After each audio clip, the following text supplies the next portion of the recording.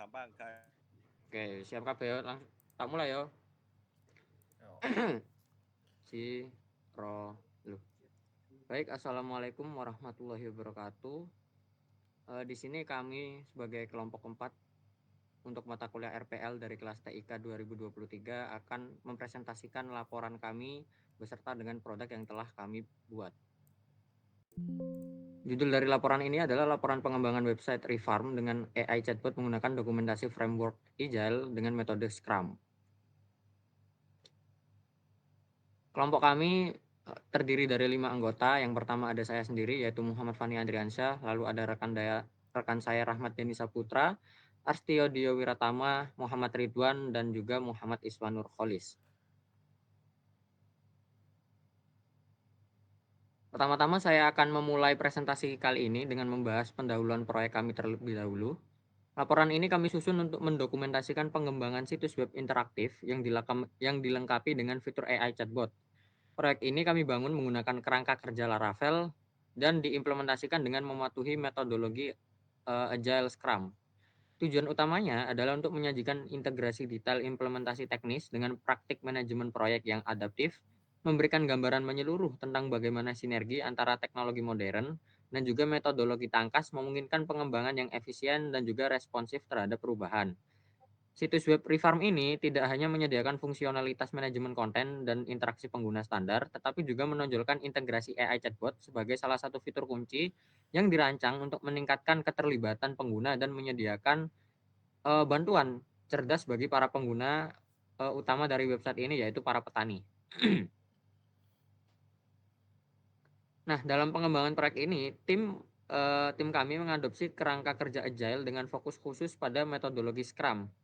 Pilihan Scrum sendiri kami dasarkan pada kemampuannya untuk mengelola kompleksitas proyek yang mendorong kolaborasi tim yang kuat dan juga memastikan pengiriman nilai secara bertahap. Seperti itu.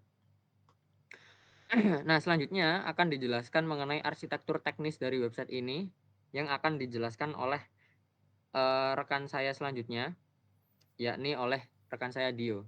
Untuk Dio, dipersilahkan. Oke, untuk selanjutnya saya akan membahas project arsitektur teknis website. Untuk project ini dibangun di atas kerangka kerja Laravel yang menyediakan struktur direktori yang terorganisir dengan baik untuk mempromosikan praktik terbaik dalam pengembangan aplikasi. Struktur ini dirancang untuk memisahkan berbagai bagian aplikasi berdasarkan fungsinya, mendukung prinsip kode bersih dan pemeliharaan yang mudah. Direktori utama meliputi apps yang berisi kode inti, config, untuk file konfigurasi, database untuk operasi basis data, public sebagai titik masuk, resource untuk view dan aset mentah, route untuk definisi jalur, storage untuk log dan file yang dihasilkan framework, serta tes untuk pengujian otomatis. Laravel juga secara ketat mengimplementasikan pola arsitektur model view controller atau MVC, serta memisahkan aplikasi menjadi model, view, dan controller untuk meningkatkan organisasi, pemeliharaan, dan kemampuan pengujian. Control bertindak sebagai perantara logika aplikasi. Model mempresentasikan data dan berinteraksi dengan database. Middleware menangani permintaan HTTP. View menyajikan antarmuka pengguna. Dan routes mendefinisikan jalur aplikasi. Selain itu, project ini menggunakan komponen Blade yang dapat digunakan kembali dan tampaknya juga Livewire yang memungkinkan pembangunan antarmuka dinamis dengan PHP. Penggunaan ini berkontribusi pada pengembangan UI yang efisien, penggunaan kembali code, dan pemeliharaan, serta mendukung pengembangan cepat dan pemeliharaan dalam prinsip agile. Untuk selanjutnya akan disampaikan oleh Mas Deni Saputra. Oke, sekarang mari kita bahas integrasi AI chatbot. Nah, AI chatbot didukung oleh model seperti ChatGPT atau OpenAI yang memiliki kemampuan untuk menghasilkan respon mirip manusia, memahami bahasa alami, dan melibatkan pengguna dalam percakapan yang dinamis. Integrasinya menawarkan nilai signifikan seperti peningkatan dukungan pelayanan, pengalaman pengguna yang personalisasi, otomatisasi tugas rutin, dan peningkatan keterlibatan pengguna. Nah, secara teknis, integrasi melibatkan beberapa langkah fundamental. Yang pertama, itu diperoleh kunci API dari penyedia layanan AI yang disimpan dengan aman dalam file .env. Kedua, paket PHP yang diperlukan diinstal melalui Composer. Nah, pendekatan modular ini sangat bermanfaat dalam Angular, memungkinkan eksperimen cepat dengan model atau layanan AI yang berbeda tanpa refactoring ekstensif. Sebuah controller khusus dibuat untuk menangani interaksi chat, bertanggung jawab untuk mengirim pesan pengguna ke API AI dan memproses respons.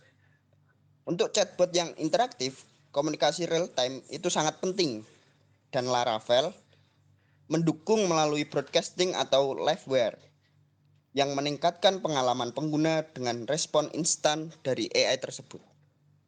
Untuk selanjutnya akan dijelaskan oleh teman saya. Baik, untuk selanjutnya saya akan menjelaskan tentang dokumentasi proyek dengan metodologi Agile Scrum. Scrum adalah kerangka kerja kontrol proses empiris yang ringan, didasarkan pada transparansi, inspeksi, dan adaptasi. Ia menekankan pengiriman nilai secara iteratif dan inkremental. Tim yang mandiri dan lintas fungsi, serta kemampuan beradaptasi. Dalam Scrum, terdapat 3 peran inti. Product Owner yang memaksimalkan nilai produk, Scrum Master yang melayani tim dan menghilangkan hambatan, serta tim pengembangan yang mandiri dan bertanggung jawab menghasilkan increment selesai. Scrum mendefinisikan 5 event penting. The Sprint sebagai inti Scrum, Sprint Planning di awal sprint, diawali Scrum harian untuk memeriksa kemajuan, Sprint Review di akhir sprint untuk memeriksa increment, dan Sprint Retrospektif untuk perbaikan proses. Event-event ini adalah loop umpan balik terstruktur yang mendorong peningkatan dan adaptasi berkelanjutan. Terakhir, artefak Scrum menyediakan informasi penting untuk transparansi, inspeksi, dan adaptasi. Ini meliputi produk backlog, daftar fitur yang terurut dan dinamis, sprint backlog, daftar item yang dipilih untuk sprint saat ini, dan produk increment, jumlah semua item yang diselesaikan yang dapat dirilis. Artefak berharga lainnya adalah definition of done, pemahaman bersama tentang arti selesai untuk memastikan kualitas. Selanjutnya saya akan kembalikan ke Fani. Baik, terima kasih. Selanjutnya sebagai penutup presentasi kali ini saya akan menyampaikan kesimpulan dari laporan serta proyek yang telah kami buat. Jadi pengembangan situs web AI chatbot yang bernama Reform ini menunjukkan sinergi yang sangat kuat antara kerangka kerja Laravel dan juga metodologi Agile Scrum. Nah, arsitektur MVC dari Laravel yang kuat dan pengembangan berbasis komponen menyediakan fondasi teknis yang sangat solid. Sementara integrasi AI sendiri secara signifikan meningkatkan interaktivitas. Lalu metodologi Agile Scrum dengan peran event dan artefak hidupnya yang terdefinisi dapat memastikan proses pengembangan yang iteratif, transparan, dan juga adaptif. Sinergi ini telah menghasilkan manfaat signifikan, yaitu pengembangan cepat dari Laravel, nilai pengguna terhadap dari AI chatbot, dan kemampuan yang beradaptasi serta transparansi Scrum. Nah, berdasarkan proses empiris Scrum, peningkatan berkelanjutan adalah kuncinya. Untuk memastikan keberlanjutan proyek, beberapa rekomendasi ke depan dapat dipertimbangkan. seperti penyempurnaan modal AI lebih lanjut, perencanaan skalabilitas, penerapan analitik yang ditingkatkan, ekspansi pengujian otomatis, pengembangan keterampilan tim, dan juga penyempurnaan definition of done. Nah, rekomendasi ini mencerminkan komitmen terhadap kesehatan proyek jangka panjang dan kemampuan beradaptasi yang merupakan ciri khas implementasi agile yang matang. Nah, itu tadi adalah laporan proyek dari kami. Selanjutnya kami akan mempresentasikan produk website yang telah kami buat, yaitu bernama Refarm. Untuk ini akan saya serahkan ke rekan saya Muhammad Ridwan, dipersilahkan. Baik, kali ini saya akan membahas tentang website yang telah kami develop. Baik, untuk moderator bisa membuka websitenya dengan domain cahayailmu.biz.id. Baik, sebentar.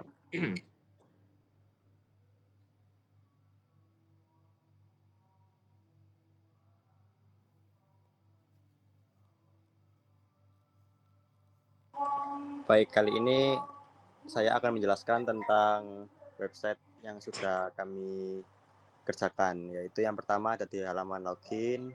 Nah, pada awalnya ketika mengakses website kami, yaitu dengan domain Cahaya Ilmu, website tersebut menyuruh user untuk login terlebih dahulu. Nah, bisa dimasukkan emailnya. Di sini kami menggunakan email admin. Menggunakan akun admin dengan email admin@gmail.com.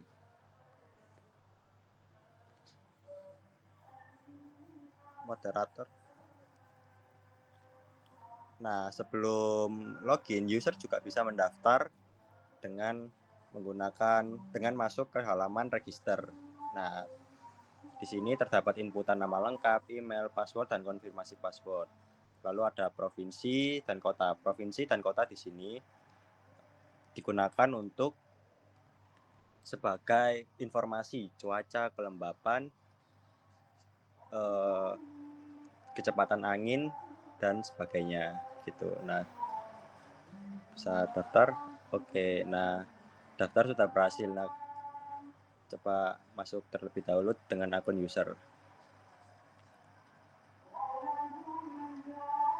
Nah, di sini terdapat halaman beranda, yaitu terdapat tampilan yang pertama ada nama lengkap dari user, lalu lokasi yang user telah masukkan yaitu Kabupaten Rokan Hilir, di mana lokasi tersebut akan mengambil informasi berdasarkan data-data cuaca dan temperatur di kota tersebut atau di kabupaten tersebut. Yang pertama ada temperatur. Nah, di sini terlihat temperatur 29 derajat Celcius, lalu ada kelembapan 74%, lalu ada cuaca yang dimana akan memprediksi hujan dalam waktu dekat. Nah, lalu ada kecepatan angin yaitu sebesar 4 km per jam.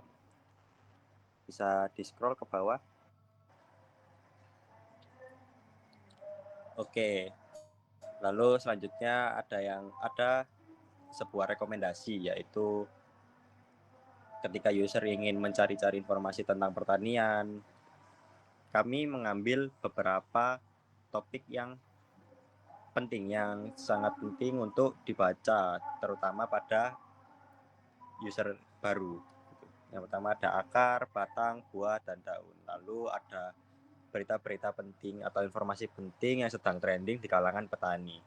Nah, berikut adalah contoh-contohnya, yaitu potensi ekonomi batang dan lain sebagainya. Oke, bisa ke trending.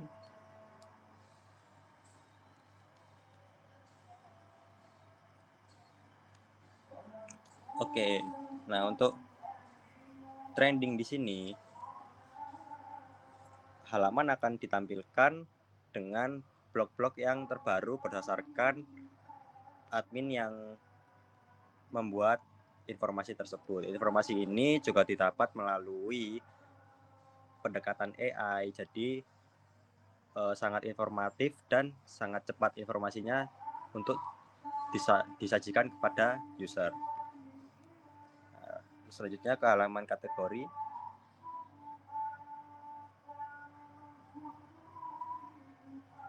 Nah, di sini terdapat 3 kategori, yaitu akar, daun, dan batang. Nah, nantinya kategori ini akan bertambah seiring dengan informasi-informasi yang telah disajikan oleh website ini. Lalu selanjutnya ada akun. Nah, akun di sini menampilkan identitas dasar user tersebut. Ketika user ingin mengganti nama, bisa diganti langsung di sini. Nah, untuk selanjutnya ada fitur yang paling penting di website kami, yaitu fitur chatbot gambar daun. Oke, nah chatbot di sini berperan untuk membantu para petani untuk mendapatkan akses informasi yang tidak perlu repot-repot untuk meng-Google, untuk mencari jawaban yang membuat user tersebut puas. Di sini cukup dengan mempertanyakan apa saja tentang pertanian. Contohnya, bagaimana akar dapat tumbuh cepat.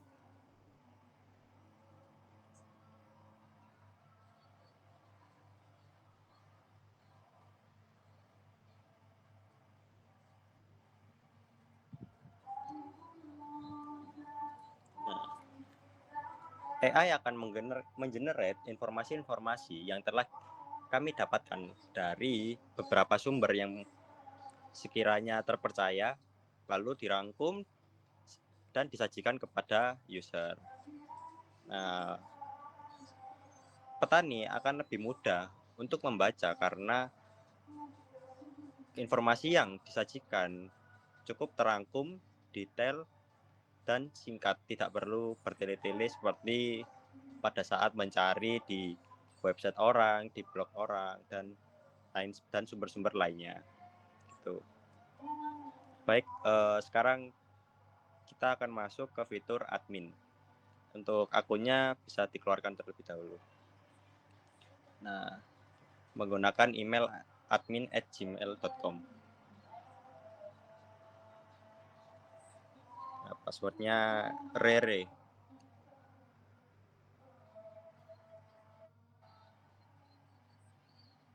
Nah, untuk halaman admin, tombol navigasi tersedia di halaman akun.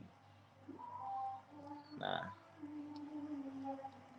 di sini admin dapat menambahkan blog-blog yang berkaitan dengan pertanian, gitu. Nah, di sini ada tampilan-tampilan data-data yang ada di dalam website tersebut. Nah, gambar mata adalah untuk melihat blognya, lalu lalu tombol edit untuk mengedit blognya barangkali ada yang salah, dan tombol hapus untuk menghapus blognya apabila blognya sudah tidak relevan lagi. Oke, selanjutnya fitur yang tambah blog.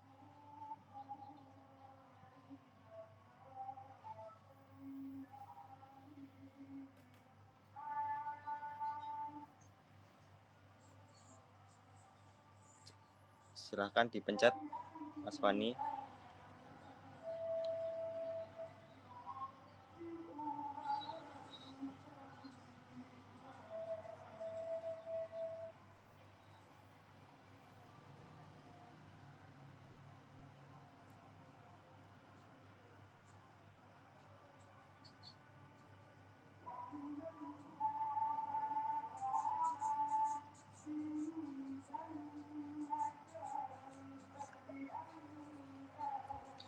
Bisa di refresh lagi.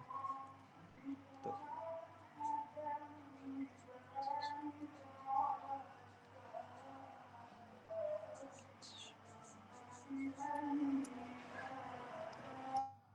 Oke, untuk yang pertama terdapat sebuah inputan di mana yang pertama ada judul, lalu gambar yang ingin disisipkan. Coba scroll ke atas, Fani.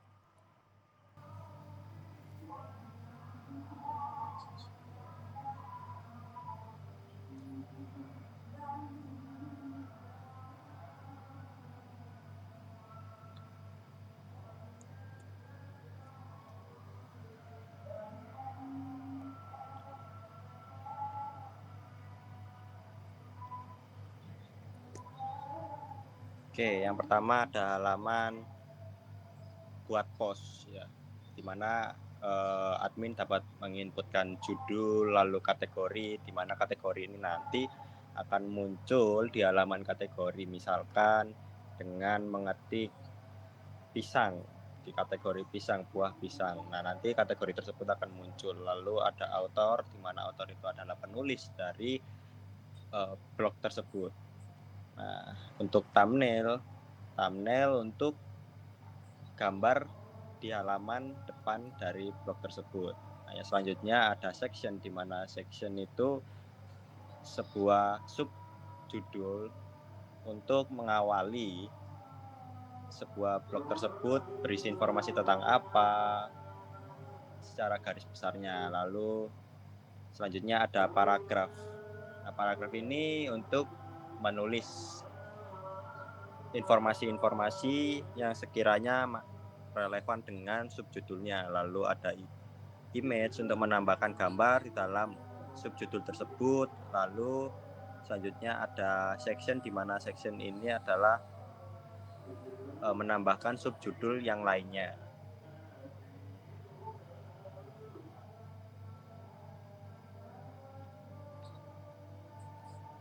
Baik, begitu saja tentang website ini. Saya kembalikan kepada Mas Fani. Baik, terima kasih untuk rekan-rekan saya. Dengan demikian telah berakhirlah presentasi dari kelompok 4 ini. Semoga apa yang kami presentasikan dapat bermanfaat serta dapat mudah dipahami oleh siapapun yang akan melihat ini. Selanjutnya akan saya tutup. Terima kasih untuk rekan-rekan saya yang telah berkenan untuk menjelaskan mengenai proyek serta laporan pengembangan dari website ini. Saya ucapkan terima kasih. Wassalamualaikum warahmatullahi wabarakatuh.